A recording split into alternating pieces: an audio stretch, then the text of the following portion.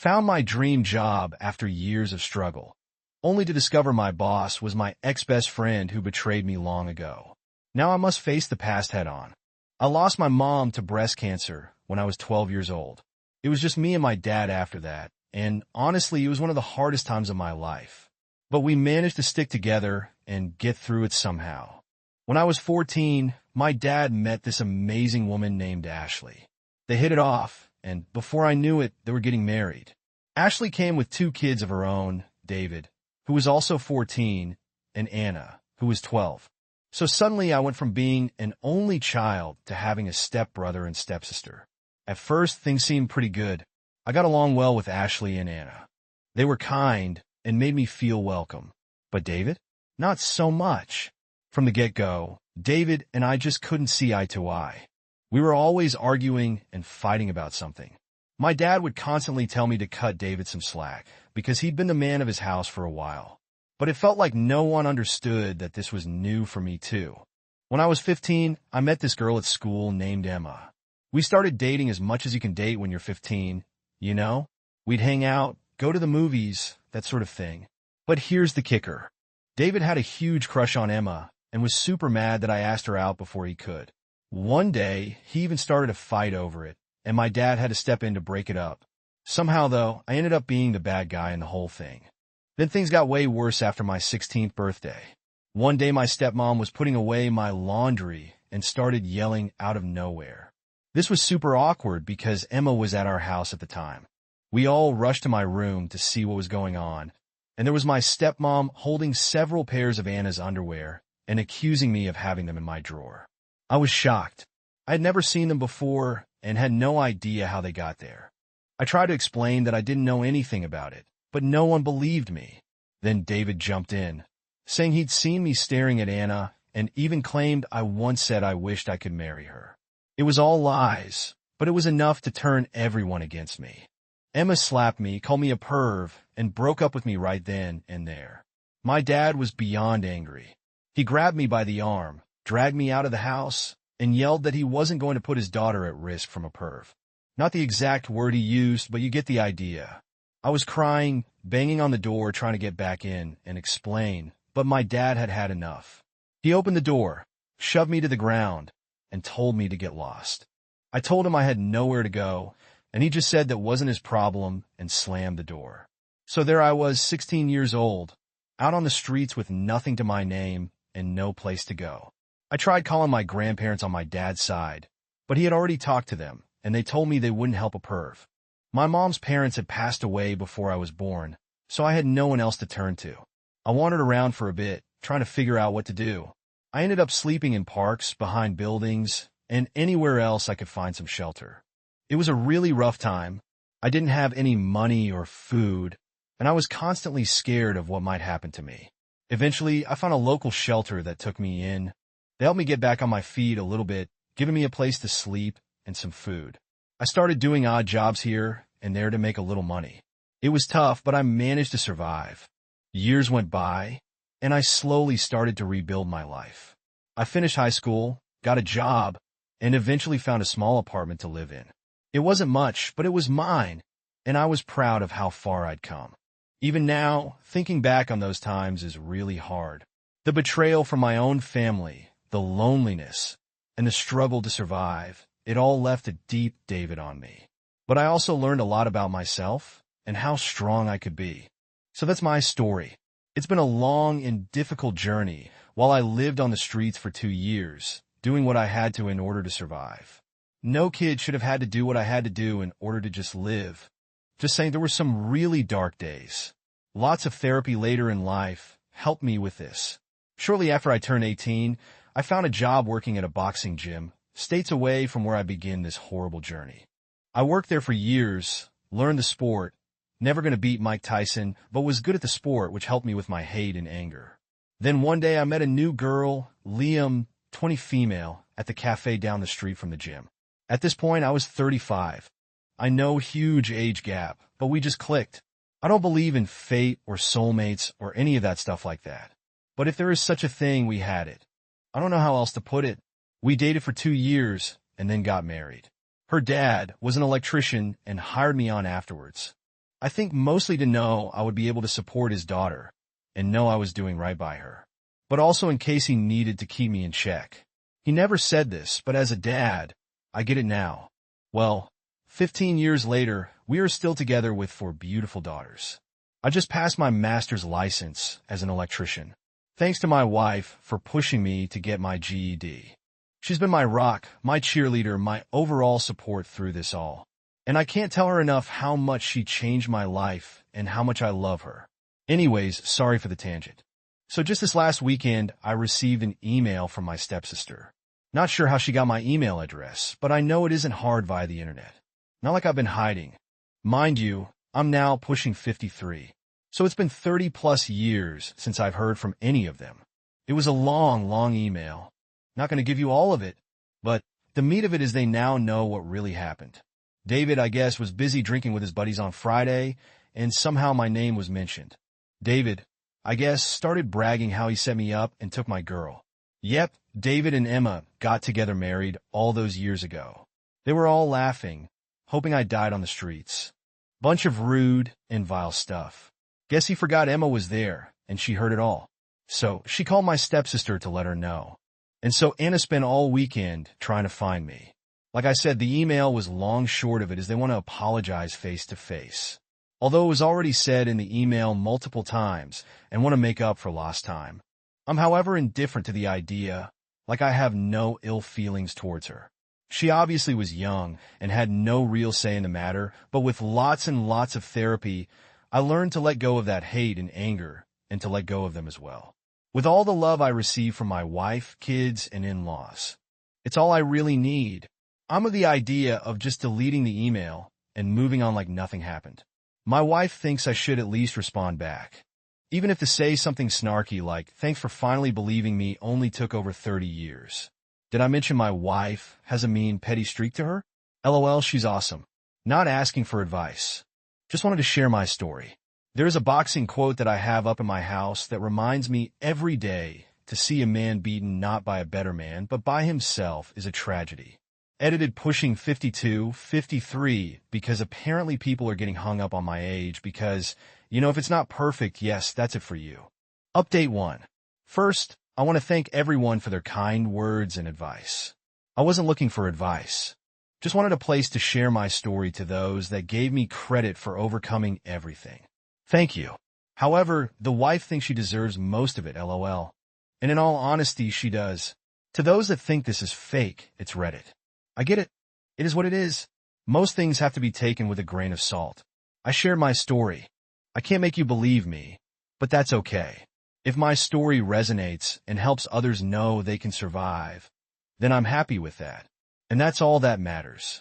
Okay, for the update, can I post most of the original email, as a lot of you have requested? Kept out some deep personal info, but majority of it is there. Might have to break it up due to character limits, plus a response with the help of my wife, and also the help of others who made suggestions. Which is good, because I'm not that great at putting down in words how I feel without coming off looking dumb. She was able to make me sound less dumb. LOL. Taking the family to the lake for the weekend to recharge and leave this all behind me. Thanks again to everyone. Edit. Dear Opie, this is your sister Anna. As I sit down to finally reach out to you after what feels like an eternity, I would like to explain why I understand if you choose not to read this. But I truly hope you will take the time to at least hear me out. First of all, I want to apologize for never taking the time to contact you.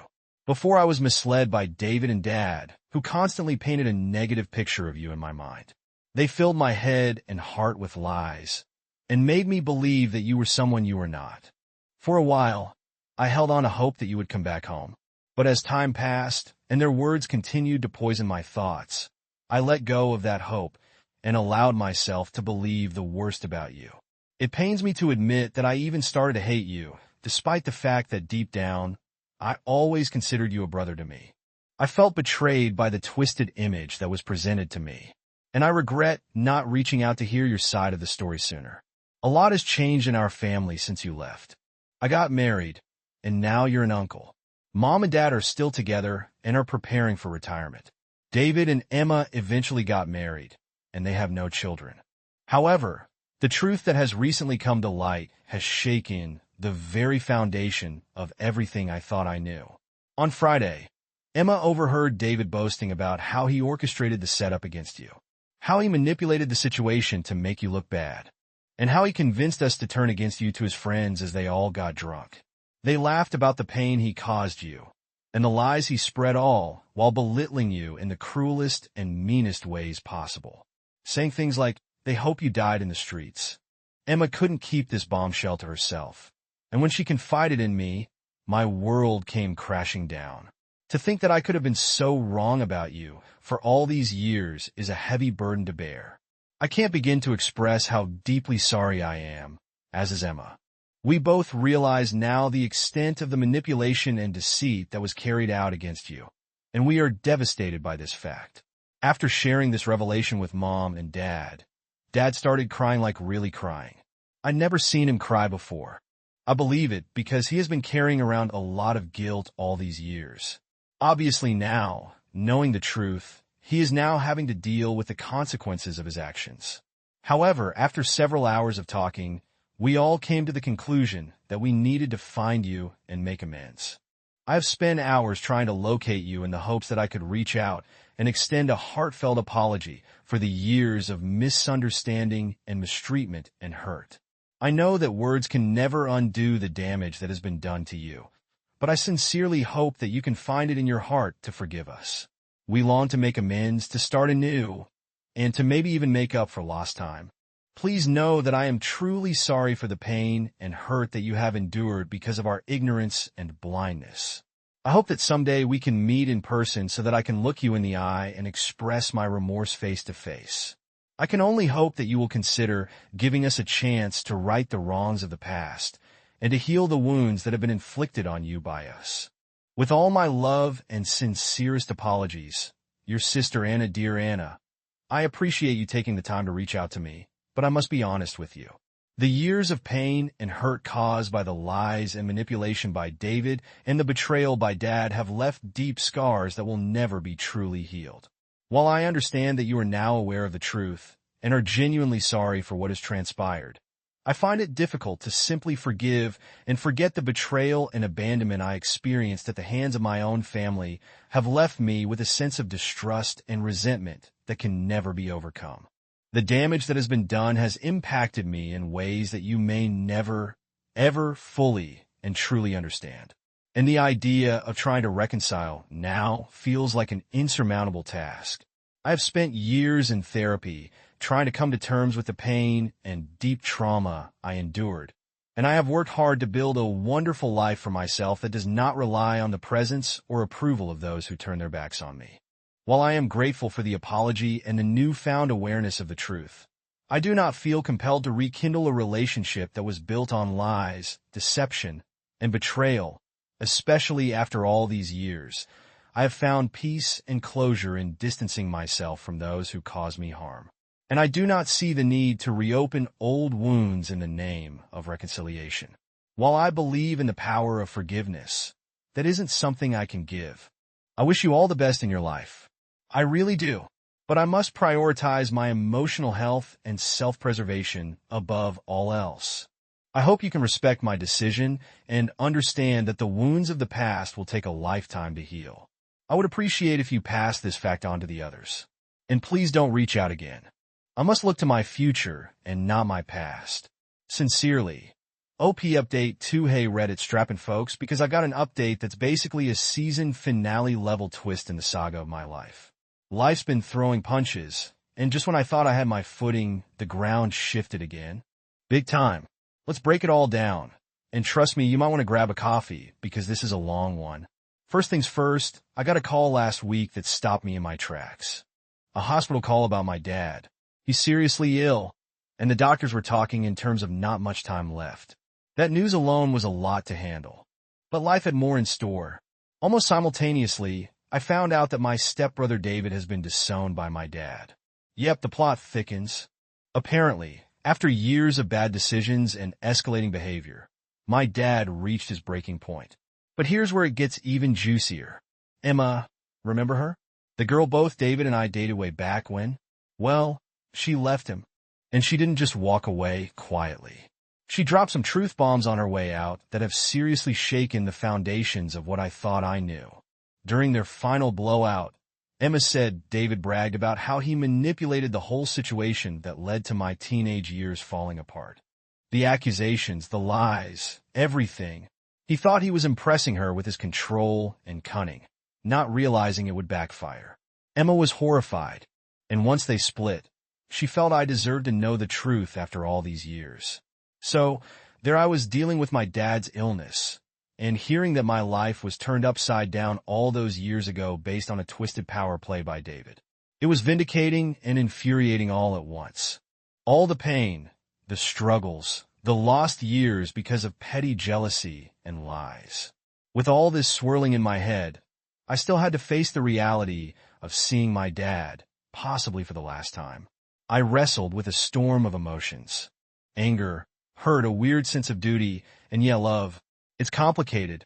I decided to go see him. I needed closure, and maybe, just maybe, there was a part of me that needed to know if there was anything salvageable between us. Sitting by his hospital bed was surreal. He looked so frail, so different from the imposing figure of my youth. He actually apologized, said he'd found out too late about all of David's lies, and was eaten up with guilt. We talked a lot, cried a bit, and it felt like we were tearing down some massive walls. It wasn't neat or tidy, but it was real. A raw, painful step towards something that might look a bit like healing. After that hospital visit, I've been doing a lot of thinking. What does forgiveness look like? Is it even possible? And what about the rest of my family? There's a lot to unpack. Emma reaching out and being honest was a big deal, and it's changed how I see many things. I'm grappling with how, or if I want to reconnect with any part of my past, including her. As for my daily life, I've been trying to keep things normal, focus on work, my own family, and a bit of self-care. But man, it's tough. It's like trying to stay steady in quicksand. So here's where I turn to you guys again. How do you handle revelations that shake everything you believed about your past? How do you deal with the emotions of potentially losing a parent? Complicated as your relationship might be, any advice on managing these heavy, messy feelings would be massively appreciated. Thanks for letting me spill all this. Sometimes just typing it out helps put things into perspective. I'll keep you updated as I navigate through these choppy waters. Here's to hoping for some peace, or at least a little less drama in the near future. Update 3. Hey Reddit, here I am again, with another slice of life update. And trust me when I say it's been an absolute whirlwind. Just when I think I might catch a break, life says, hold my beer, and throws another curveball my way. So grab a comfy seat and maybe a snack, because this is going to be a long one. Let's start with the heaviest part. My dad passed away. After my last update, his condition worsened rapidly, and soon after, he was gone. The mix of emotions has been overwhelming. Grief, relief, unresolved anger, and a strange sense of liberation all tangled together. It's like walking through a fog where you can't see a foot in front of you, but can feel everything intensely. The funeral was something else. It brought together family members I hadn't seen in decades, each of us with our own complicated feelings about my dad. The air was thick with a cocktail of sorrow, regret, and the awkwardness of rekindling conversations with relatives who were practically strangers now. At the wake, amidst the quiet murmurs and the clinking of coffee cups, I found myself locked in surprisingly heartfelt conversations. First, there was Anna, my stepsister, who seemed just as nervous about talking to me as I was about talking to her. We ended up stepping outside, standing under the bleak sky, and pouring out our feelings and frustrations about the past years. It felt like lancing a wound, painful but necessary, and in some ways healing. Then there was Emma. Her appearance was a shock. She looked so different, yet so familiar. We barely spoke at the funeral, just a few awkward glances. But a few days later, she reached out, asking to meet. I was hesitant, but curious. Over a long coffee that went cold too soon, she told me everything. How David had twisted things, how she'd been manipulated, and how sorry she was for everything that had happened. It was a lot to process. We parted with a tentative agreement to try and move past our history, though what that means I'm still figuring out. These past weeks have forced me to confront my feelings about forgiveness. It's one thing to forgive someone who's no longer here, like my dad. It's an abstract kind of peace. But forgiving those who are still alive, who can still hurt you or ask for forgiveness, that's a whole different ballgame. I've started journaling again, something I hadn't done in years. It's become my nightly ritual, a way to debrief myself on the day's thoughts and happenings. It's surprising how much you can learn about yourself just by writing down your thoughts. Looking forward, I'm cautiously optimistic. I've decided to take small steps towards rebuilding some kind of relationship with Anna and maybe even Emma. It's not about picking up where we left off. Too much has changed for that. But maybe building something new on the ruins of the past. I'm also seriously considering starting therapy. I've realized that some wounds are just too deep to heal on their own, and maybe it's time to get some professional help to sort through this maze of emotions. So here I am, asking for your wisdom once again. How do you rebuild trust with people who have hurt you in the past? How do you balance the hope of reconciliation with the protection of your own emotional health? And how do you handle the grief that comes from losing someone who is both a source of pain and love in your life? Thank you all for sticking with me through this journey. Your words of encouragement, advice, and sometimes just the comfort of knowing someone out there is listening have been more helpful than I can express. I'll keep updating as I navigate through these uncharted waters. Here's to hoping for calmer seas ahead. Update 4. Hey Reddit, I'm back with yet another deep dive into the ongoing saga of my life. This journey has been filled with ups and downs, and your support has been instrumental in helping me navigate through. So grab your favorite snack, maybe a comfy blanket, and settle in because there's quite a bit to unpack today. Life post-Dad's passing has been a roller coaster. While it brought closure on some fronts, it also opened up a whole new set of dynamics within the family, particularly with Anna and Emma. Both relationships have evolved in ways I never expected, leading to some introspection about forgiveness, acceptance, and moving forward. After reconnecting at the funeral under such somber circumstances, Anna and I have been cautiously circling back into each other's lives. It started with tentative texts and progressed to regular phone calls. We even managed a couple of face-to-face meetups for coffee, which felt like stepping back in time, but with a new perspective. These meetups have been about untangling the past, confronting our memories, and discussing everything from daily trivialities to deep-seated family issues. It's been both healing and harrowing, peeling back layers of misunderstanding and hurt that had built up over decades. Anna shared more about her own experiences in the family after I was kicked out, how things weren't as perfect as they might have appeared, and how she struggled with her own issues regarding David and our dad. Hearing her side has been eye-opening, and has given me a new lens through which to view our shared history. Emma reaching out was a curveball I didn't see coming. After our awkward interaction at the funeral, she sent me a long, heartfelt message asking if we could meet and talk. I agreed, albeit with some reservations. We met at a quiet cafe, a neutral space that seemed fitting for such a conversation. Sitting across from Emma after so many years was surreal. She apologized profusely for her part in the misunderstandings and the pain that followed. She explained how she had been manipulated by David, her vulnerability exploited in a game I didn't even know we were playing. While I appreciated her honesty, forgiving her wasn't straightforward. It's one thing to understand intellectually, quite another to reconcile emotionally.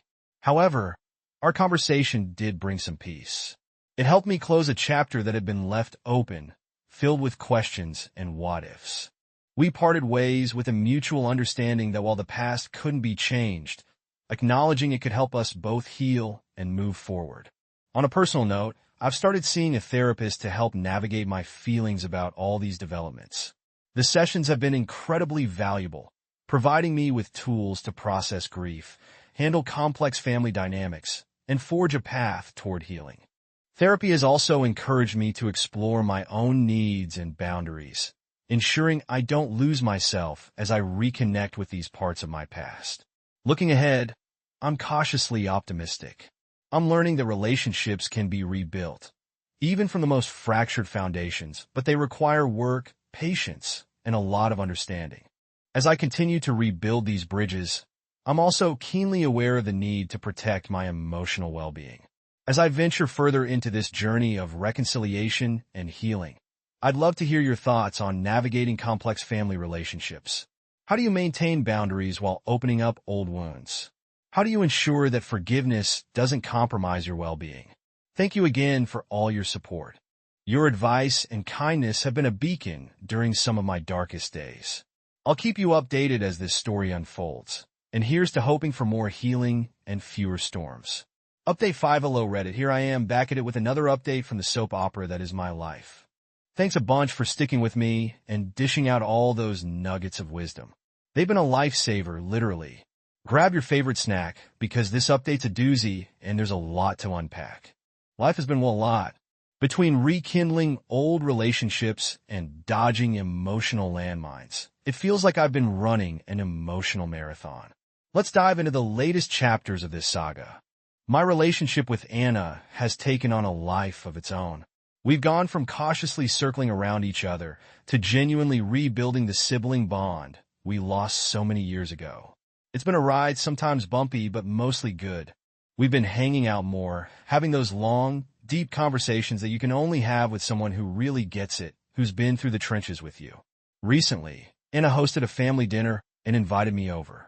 Yeah, stepping into that house after so many years was like walking into a time capsule. But this time it felt different, more welcoming, like I was stepping into a new chapter rather than revisiting an old one. We laughed, we reminisced, and for a few hours, it felt like the past had been just a bad dream. It was healing in a way I hadn't expected. Now, onto the more tangled bits. Emma and I have been trying to find some sort of closure or new beginning, but man, it's been tough. After our initial catch-up, which felt promising, things got a bit rocky. We met up again to try and untangle some of the emotional knots from our past. Let's just say it didn't go as planned. Turns out, old wounds don't always heal cleanly, and sometimes they start to itch. We ended up reopening some old arguments, and all those unresolved feelings came flooding back. It was raw and a little bitter. We decided that maybe some relationships are better left in the past, or at least need more time to figure out what they're supposed to be now. We're on a break, giving each other space to breathe and figure things out. Therapy has been my lifeline through all this. It's one thing to navigate complex family dynamics, but it's another to do it while keeping your own mental health in check. My therapist has been fantastic, helping me explore my feelings about forgiveness, change, and what it means to move forward. We've been talking a lot about the idea that healing doesn't always mean going back to how things were. Sometimes it means creating something new, something hopefully better. This perspective has really helped me manage my expectations and work towards building relationships that are healthy and supportive, not just tied together by a shared past. As for what's next, I'm taking it one step at a time.